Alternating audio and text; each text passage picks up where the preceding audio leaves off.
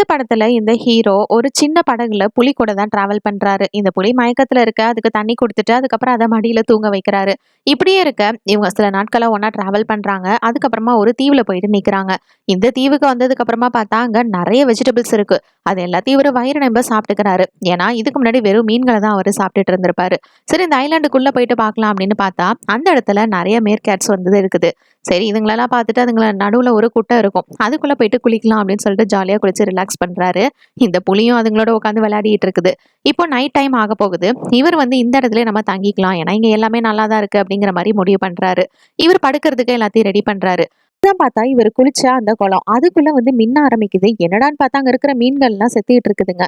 அதுக்கப்புறம் தான் புரிஞ்சுக்கிறாரு. இது ஏதோ ஒரு விஷம் அப்படின்னு சொல்லிட்டு. அங்க இருக்கிற ஒரு பூ அத வேற பிரிச்சு பார்க்குறாரு. உள்ள பார்த்தா மனுஷனோட பல்லெல்லாம் இருக்கு. ஐயோ! இந்த இடம் நமக்கு வந்து சேஃப் இல்லப்பா. அதனால இங்கேருந்து கிளம்பணும்னு மறுநாள் காலையில இங்கேருந்து கிளம்புறாங்க.